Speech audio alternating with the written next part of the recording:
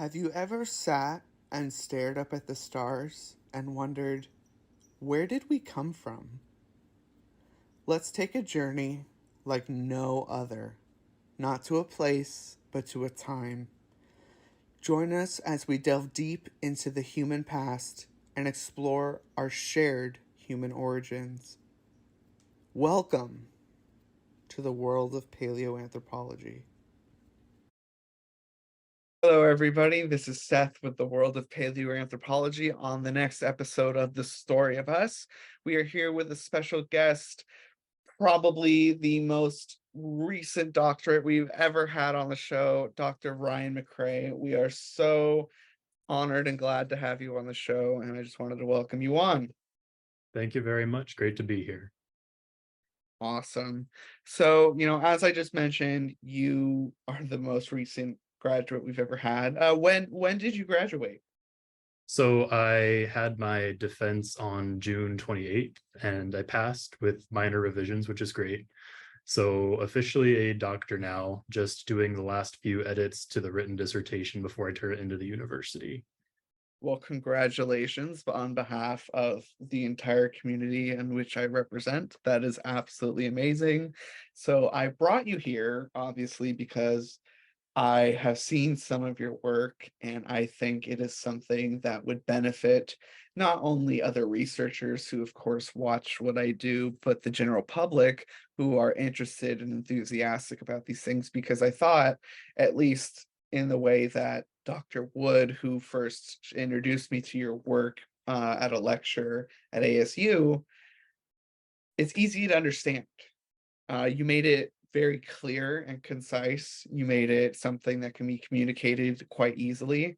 And so when I see things like that, I really want to bring them to the public because it's something they can learn from. So why don't you tell us a little bit about what you do and what you just completed and why? Yeah, well, I'm glad that it interested you. Hopefully it will interest other people as well. So basically my research kind of focuses on the hominin fossil record at a hypodyne level scale. So the base of my dissertation research was to kind of create this list of hominin fossils, focusing on the early hominin fossil record, pre-Ergaster erectus, to avoid a lot of taxonomic complications that happen in the middle Pleistocene. Of course, yeah. Actually looking at what is there in terms of the hypodyme of each species, the fossils that make up the fossil record of each species, and looking at particularly what parts of the skeleton in which teeth are best represented, how many there are. So to do that, I actually broke up the skeleton into 100 distinct sort of subcategories. Some of them lump multiple elements into one, like the number of ribs total, not separating all 12 ribs. Mhm. But others break more important bones into multiple parts. Like for the femur, I separate it into head, proximal end, shaft, distal end, to sort of create what we thought was the best useful delimitation of elements in terms of researchers looking at this and trying to identify like functional elements. So if you're interested in the head of the femur, you can search for that specifically. So the purpose of doing that was to see if there was any sort of inherent bias in element representation between these early African species, whether some had more cranial or postcranial elements, and not necessarily investigating the mechanisms behind that, but presenting those differences and kind of hypothesizing about some potential reasons for that. So to do this, I focused only on published elements because I'm very much interested in open access resources. Mhm. And if something's not published, it's not really usable. So Right. there are probably a lot more fossils that have been discovered and excavated that just aren't published, but focusing on the Absolutely. published literature, trying to see where those differences might lie. So that was the main bit. And then chapters 2 and 3, moving onward from that, we're sort of using that information on what the fossil record's made up of to reassess some hypotheses about alpha taxonomy or identifying species and phylogenetic relationships, where if we limit the data only to what would be available in the fossil record, how might those hypotheses change, or how might the support for some of those hypotheses vary? Absolutely. And what did you find? what I found, the easiest sort of finding is that teeth are overrepresented in the fossil record across all species. Not a huge surprise. Teeth are already mineralized, super dense Mhm. elements. It's sort of common knowledge that they'd be better preserved, but as far as I'm aware, this is actually the first quantitative evidence showing that they are overrepresented and how much they are. Right. There are 14 early hominin species that we looked at. So across all 14, permanent teeth make up over 60% of the entire fossil record, despite being just these little elements in your mouth, not making up the majority of the skeleton. And that varies a little bit between species, up to 78 to 80% of the hypodyme of a single species can be permanent Wow. addition alone. One of the other sort of common knowledge findings is that postcrania, elements below the Mhm. skull, are generally underrepresented in almost every Right. species. But the how they are underrepresented varies between species in a pretty interesting way. Mhm. And what makes it interesting? Um, what makes it interesting is that two of the species we looked at, Ardipithecus ramidus and Australopithecus afarensis, are also predominantly Ethiopian in origin, and they both have much better representation of postcranial elements compared to taxa from Kenya, Tanzania, also compared to Southern African taxa. So one of the hypotheses going into this was that Southern African taxa, in this case, Australopithecus africanus, Australopithecus sediba, and Paranthropus robustus, which are all known from South African cave sites, would have sort of a more complete picture of the skeleton preserved since they are Mhm. more protected in those caves. But that Right, actually right. turns out not to be the case. In those Ethiopian taxa, Ardipithecus ramidus and afarensis, are actually more evenly represented in terms of what skeletal elements exist in their hypodyme than those Southern African species. Hmm. That's very interesting. It's a Just little like you bit said. weird. There's a couple Yeah. reasons that might be. Um, One could have to do with changing publishing culture, and that Okay. Ardipithecus ramidus in particular is a relatively new discovery in the late 90s, early 2000s. Afarensis a little bit earlier, but also a bit more later into the 20th century compared to some of the other findings like Paranthropus robustus in the 1950s, for example. Right. Uh, Another potential reason could be some sort of inherent depositional difference in Ethiopian sites versus Kenyan Tanzanian sites, but I'm not a taphonomist necessarily, so I don't have Mhm. the personal tools to investigate that. But it's something that showing those distinctions allow other researchers to kind of use that and go and find out more. Absolutely.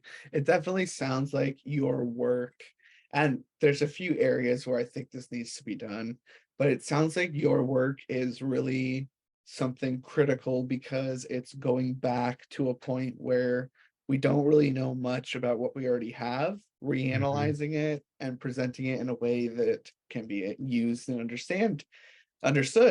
Yeah. I think you have an image that kind of illustrates what we're talking about, if you wanna throw that on the screen, and then explain it briefly. But just what you're doing sounds like it's going to lead to much more science being done. That's the plan, yeah. And before I put that image up, I just want to say the sort of reason behind doing this in the first place. Uh-huh. My original plans for dissertation research involved going and investigating all these different fossils, but I found out very quickly that there's no resource that actually tells us what fossils there are for individual species.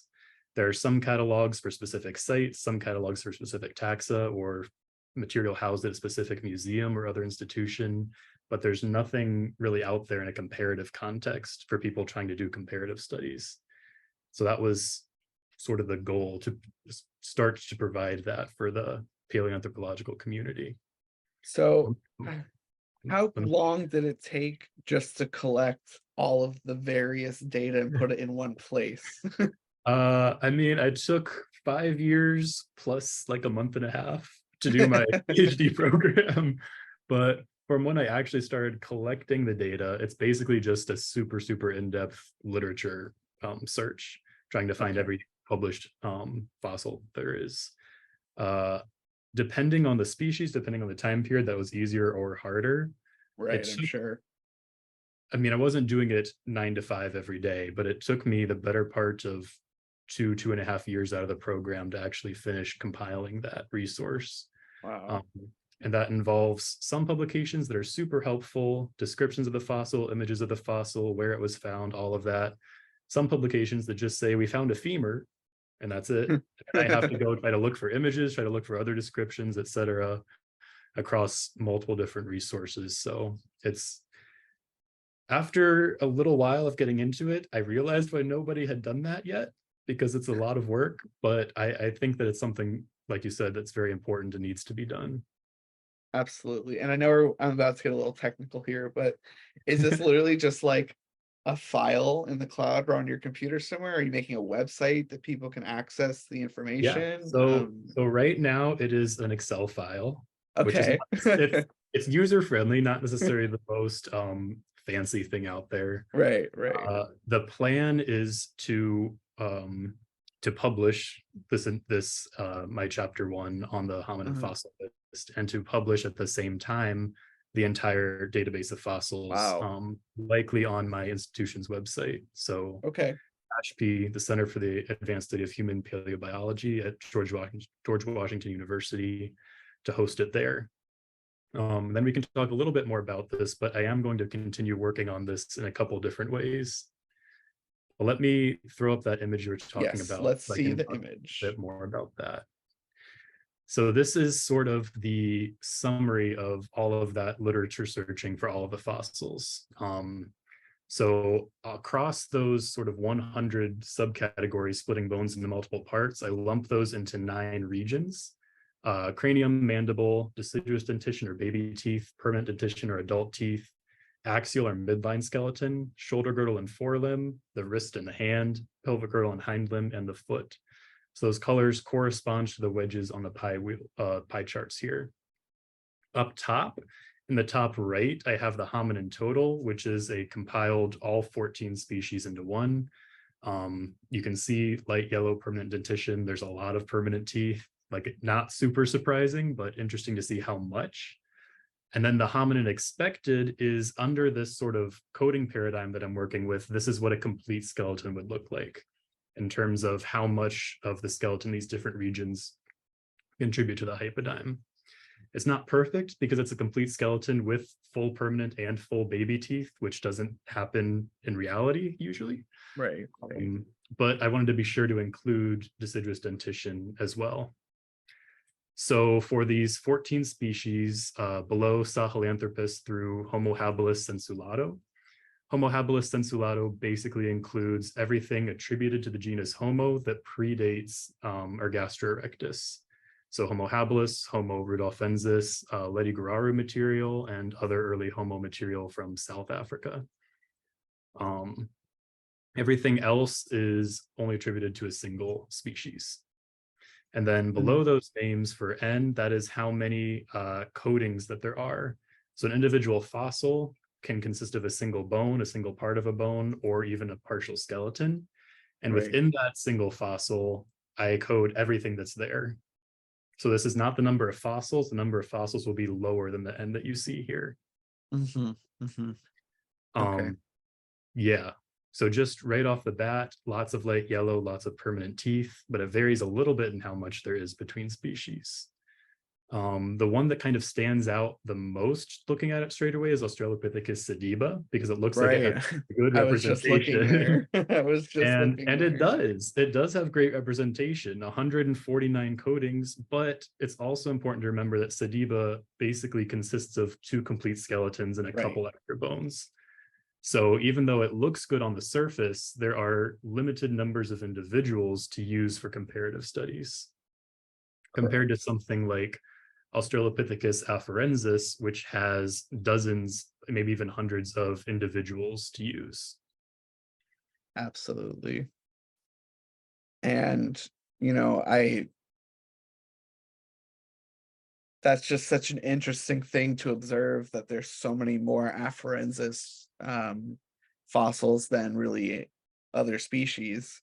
Mhm. And as you said, you're not a taphonomist, so maybe the question's not perfect for you, but do you have any idea why they're so, as a species, overrepresented in the fossil record?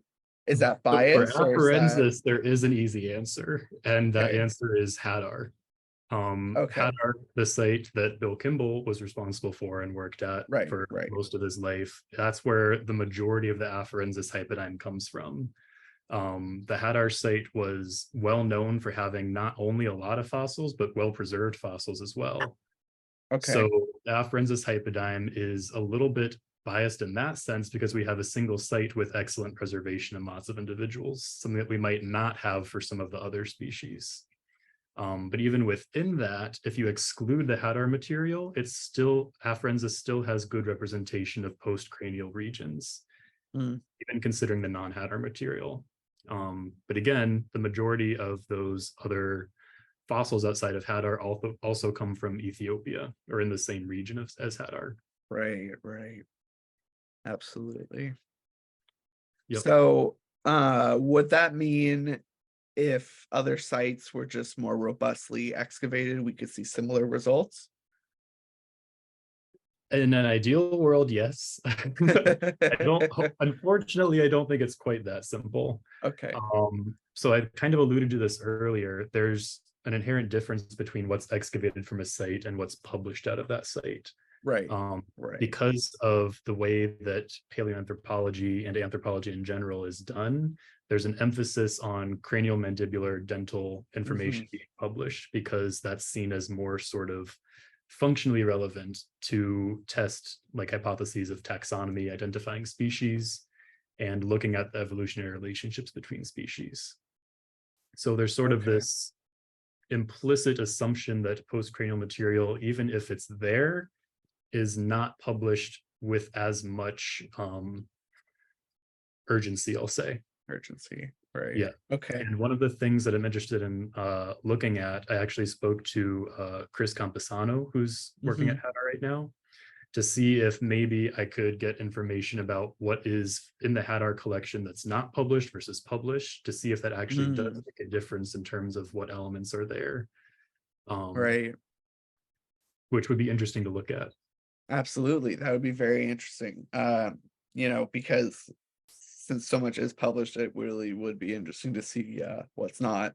Yeah. And, you know, since they have been so open, I think it'd be interesting to see why those things haven't come to light yet. But Yeah.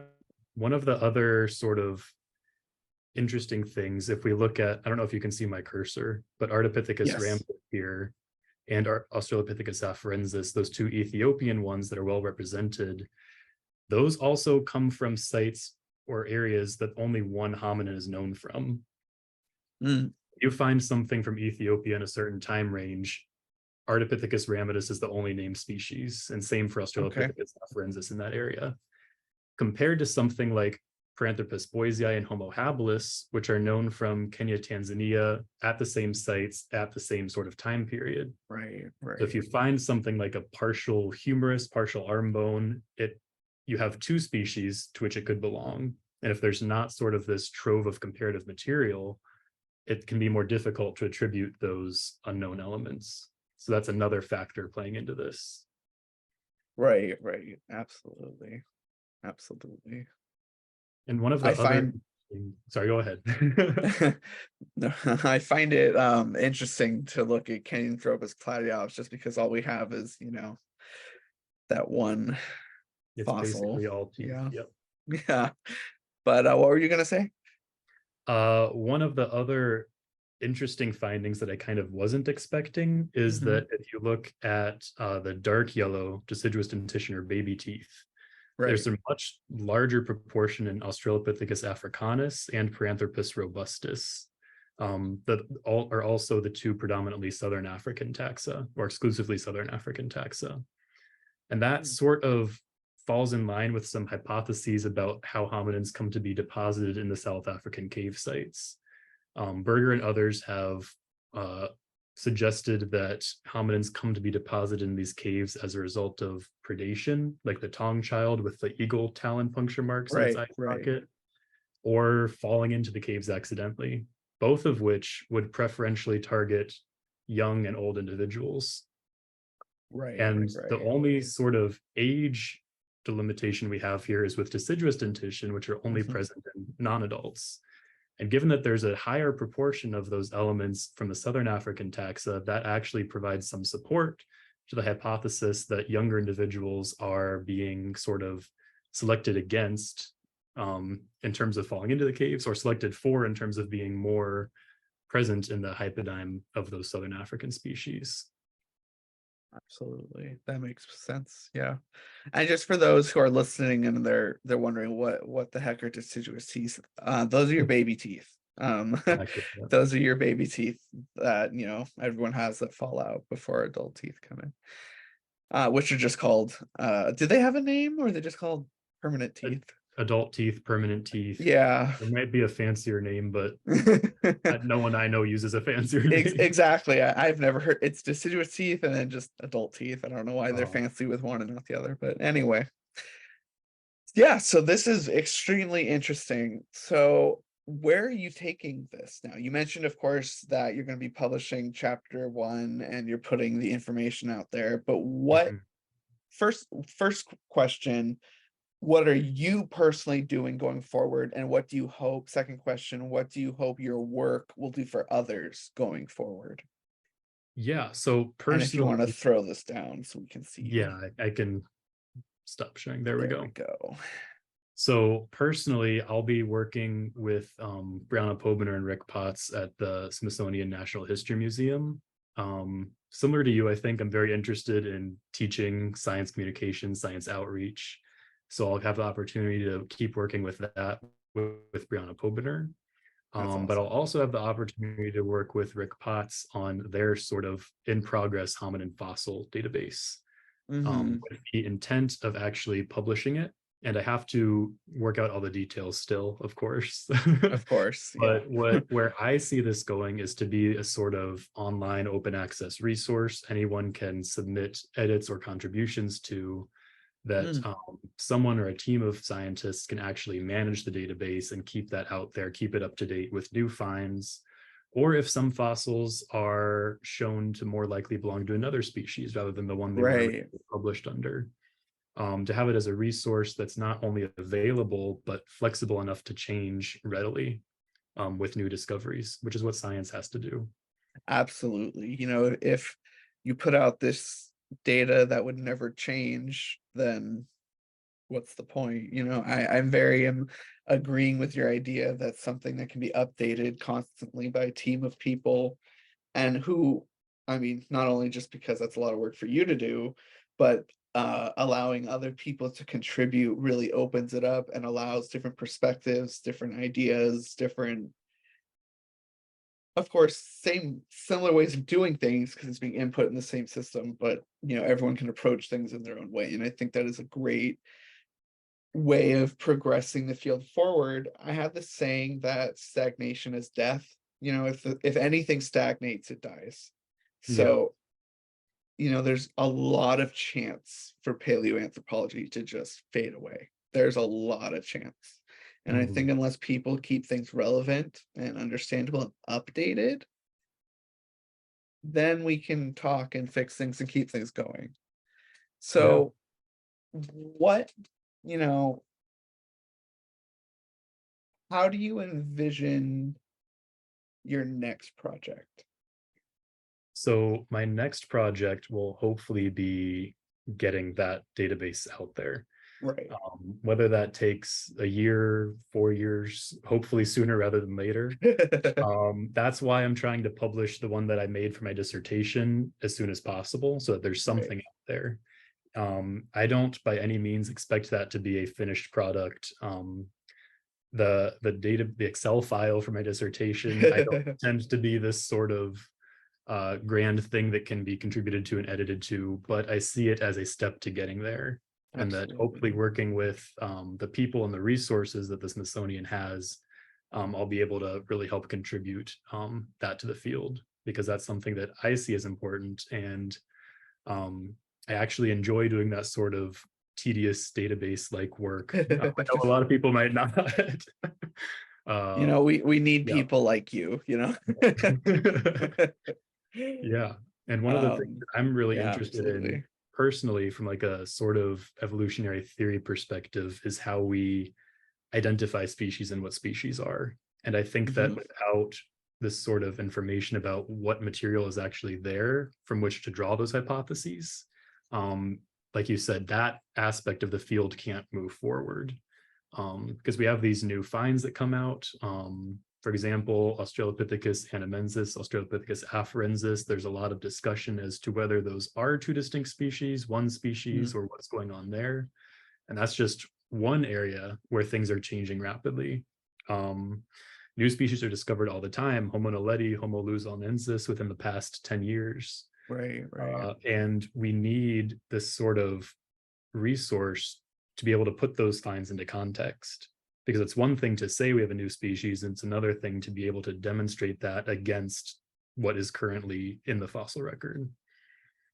Absolutely, absolutely. And I think that is really going to hold an important place going forward. And I think the work that you're doing is going to really push people to actually be able to do things that they've been thinking of doing and wanting to do.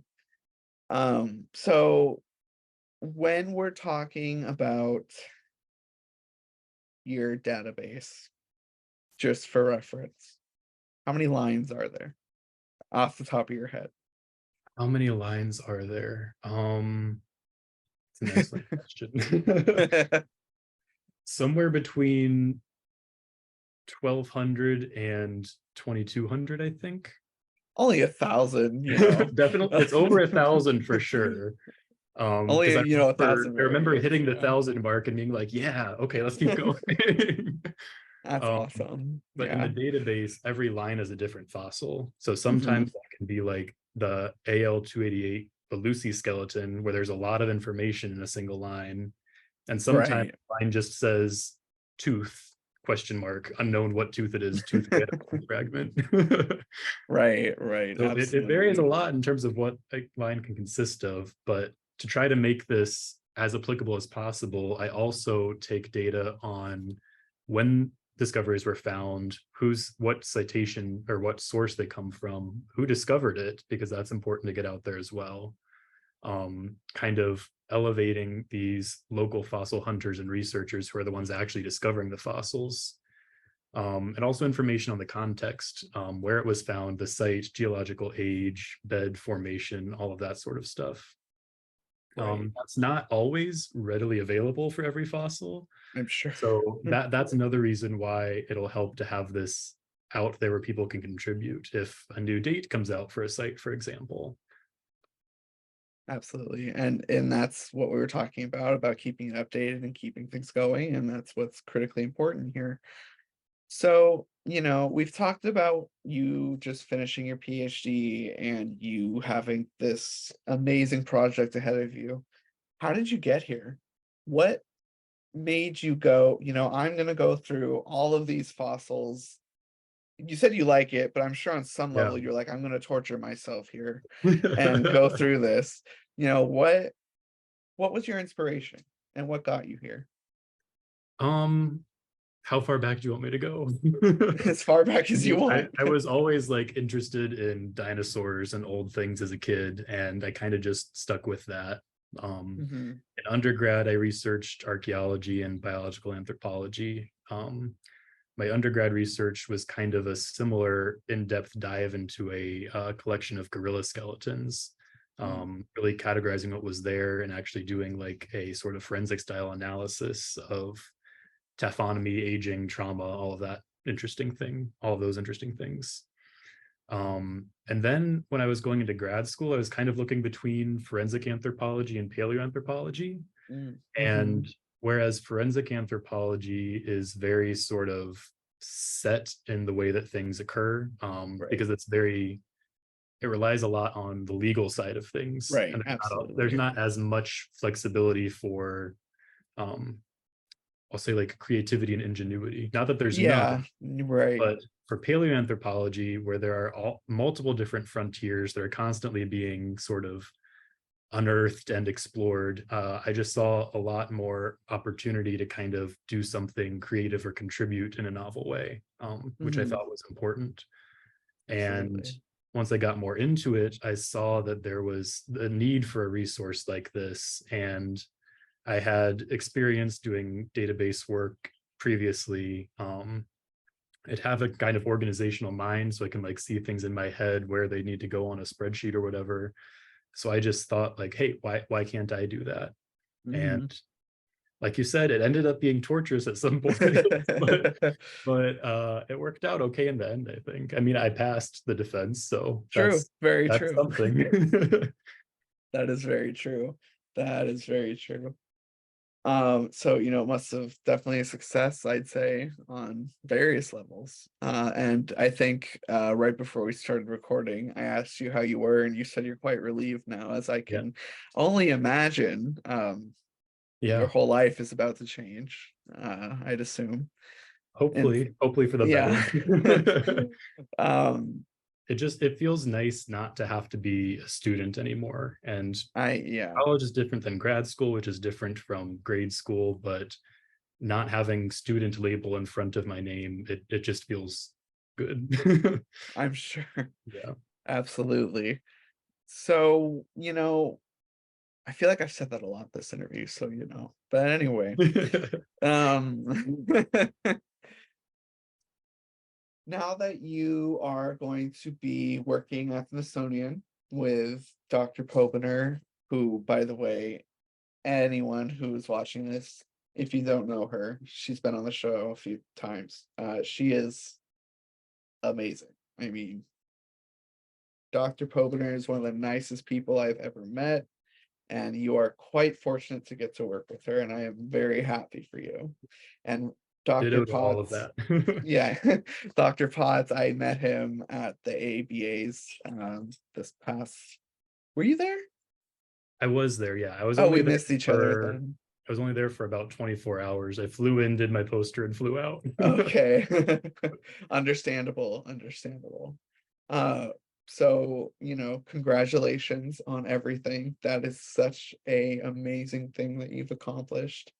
And I hope that for anyone who's watched this video and has learned kind of what you've done, that they can have hope and inspiration, because getting a PhD is hard.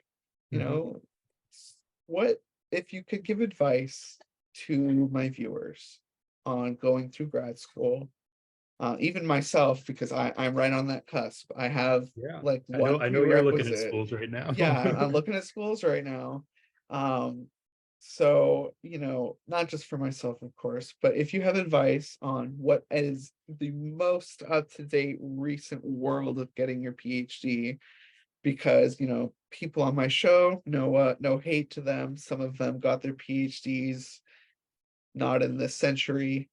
Um, so Mhm. I'd love to hear what it's more like right now.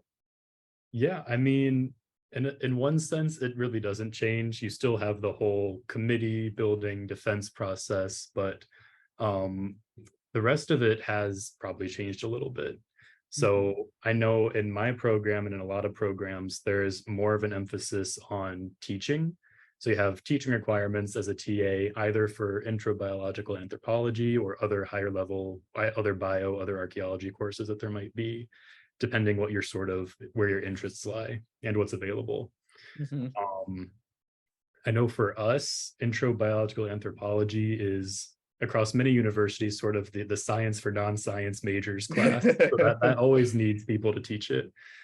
Uh, so because of that, it can be a little bit difficult to start research at the beginning if you have classes that you're taking for yourself and you're teaching. So my advice to people would just be do what you can. Don't overstress yourself. PhD programs are in the US minimum 4 years, up to 5 or 6, depending on what school you go to. But also be sure to find an advisor that you can work well with. Um, that's something that maybe hasn't changed so much as well. Mhm. Your advisor is really the one that has your back through the whole thing, and the one that in the end has the biggest say in whether you get the degree or not. So I was very fortunate to have Dr. Bernard Wood, who was interested in the sort of things that I was interested in, more on the evolutionary theory side in hominins. That's another piece of advice. My dissertation, my research isn't necessarily as hypothesis, experiment, result driven as a lot of Hmm. other colleagues of mine that work in the lab. And at the end of the day, PhD is a doctorate in philosophy. So don't be afraid to do something a little bit out of the box. Speaking from personal experience, it might take some extra convincing of people, but it'll be worth it in the end. Just to really follow what you find interesting, but also don't be afraid to change what you find interesting. I remember I Hmm. went into undergrad wanting to do like industrial psychology, and I do nothing like that now. So it Yeah, can change a lot. And absolutely. in grad school specifically, there's more of an emphasis on careers that can be found outside of traditional tenure track academia, which is probably the largest change in the recent the past 5 to 10 years.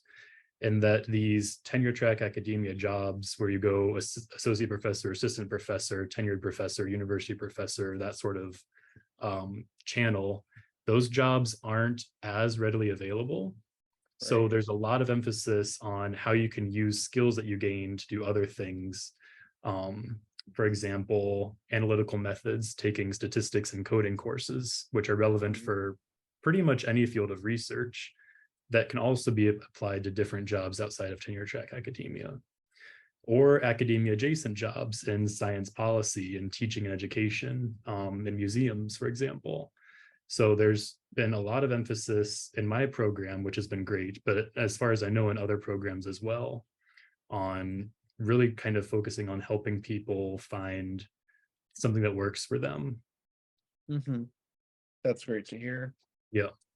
Yeah, because it definitely seems in, prior that there definitely was one track mindset for people who were getting PhDs, as you mentioned, and Mhm. it was that professor track. And I've heard, of course, from a lot of my mentors, and it's great to hear from you that yeah, there's more out there. It's not just if you're getting a PhD, you're a professor the rest of your life. you Yeah. know, there's actually things to do. There's things to apply. I mean, there's a whole section of anthropology called applied anthropology, and you can do applied Yeah. biological anthropology. I mean, the thing that I find about anthropology that's funny is no matter what subject someone tells me, I can go, I can tell you that's actually anthropology. Yeah. Because if humans are doing it, it's anthropology. Hmm. So it's absolutely true and a wonderful thing, I think, that people are finally being able to be more out of the box thinkers, like you said, and more open-minded and being able to actually succeed in life doing that Yeah. instead of just being shoved in a mold that you hope doesn't break throughout your career. Exactly. And also on the more kind of happy practical side, Mhm. um, the GRE isn't required in many programs, which is excellent. I know. For that, since I'm There's about to no apply, I'm standardized very testing that's happy. required, or at least if it's required, you can usually opt out of it or Okay, it's good say to you'd know. rather not do it, Yeah. which is great for everybody, but especially in terms of accessibility for people that might Right, not be able to afford to take those tests. Um, right, right. and also comprehensive exams, which are sort of your qualifying exams for moving on from like course taking to research mode in PhDs. Uh, as far as I'm aware, have gotten a lot more reasonable. In the Hmm. past, they were like 48 to 72-hour exams where you didn't sleep, you wrote the whole time, and it's more doable now, which is lovely. Me Uh, just sitting here shocked. Jeez. Yeah, so my comprehensive exams, I had one that was like an all-day writing exercise, but all day Uh-huh. was like 5 or 6 hours, not 24 Okay. hours. Yeah. And the other was more of a sort of literature review on the topics relevant to my planned dissertation research. Mhm. So at least for my program at GW and a few other programs I've heard from, they're much more targeted to help you rather than to try to intentionally trick you, asking you weird questions. Right. Right. which I think, if you watch movies or TV shows, the way PhDs and the committee and everything is portrayed is probably quite drastic and dramatic. Yeah, I would hope. I would yeah. hope. I, Um, I wouldn't say it's easier than it's portrayed in TVs and movies, but it's less scary. Less scary for sure. well, good to know. And I think on that, unless you have any parting words of wisdom you'd like to share or anything else you would like to discuss, we can wrap it up because I know, you have life to live now. I'm sure you don't want to be talking about your dissertation all day. So, do you have anything else you'd like the audience to hear? I don't know if I have words of wisdom, but for you and anyone else that is interested in talking about paleoanthropology, feel free to reach out to me. I know you said you might be interested in GW, so feel free to reach out. Um, Absolutely. like I said, I'm very interested in open access resources, data sharing, and all of that, but that goes double for community support. And Mhm.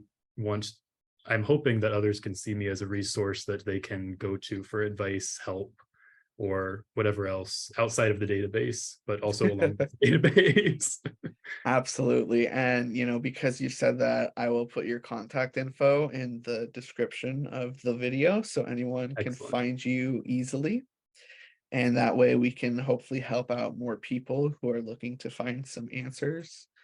And I know I'm going to be talking to you probably after we start recording, but yeah, I think that was a nice chat we've had. I think it's a good episode roundup, and I think hopefully people have learned a lot about the process of the PhD and as well as your research and how important it's going to be to the future of paleoanthropology. And so with that, I'm gonna say we're signing off. So All right. thank you Thank you very so much. much. Yes, thank you so much for coming on to the show, Dr. McRae. I am very happy in saying that.